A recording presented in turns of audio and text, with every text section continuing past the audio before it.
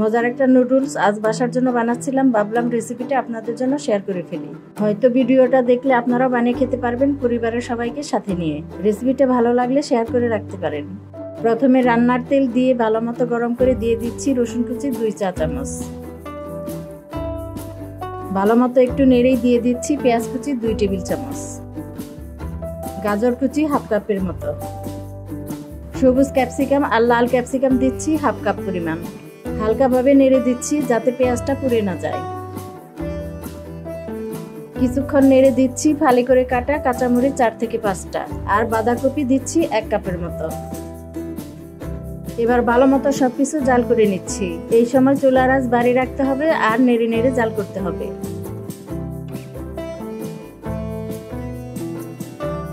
স্বাদ মতো লবণ দিয়ে ভালো মতো সবকিছু জাল করে নেওয়া লাগবে যাতে সবকিছু সিদ্ধ হয়ে আসে।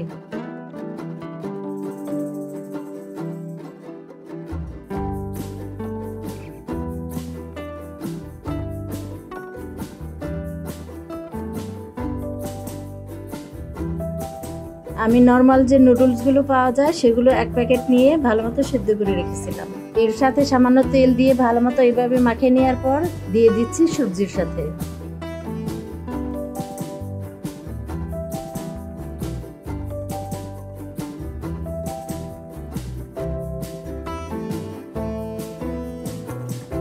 এবার 2টা চামচ দিয়ে এভাবে নেড়ে মেশাতে হবে যাতে নুডলসগুলো আস্তে আস্তে থাকে।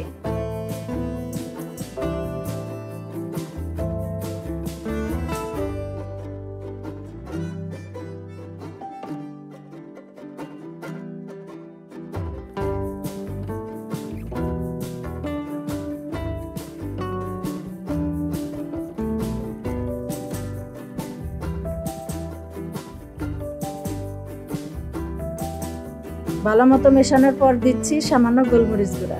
শুকনা মরিচ বাটা দিয়ে ভালো মতো নেড়ে মেশাতে হবে।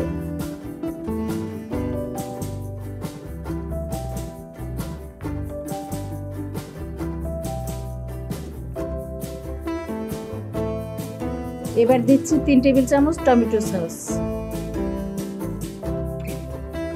সস দেওয়ার পর ভালো মতো নেড়ে মেশানোর পর চুলা থেকে নামিয়ে গরম গরম পরিবেশন করে ফেলবো।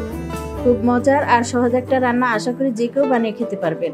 আজকের মতো আমিও আপনাদের থেকে বিদায় নিচ্ছি। সবাই ভালো থাকবেন, সুস্থ থাকবেন। আল্লাহ হাফেজ।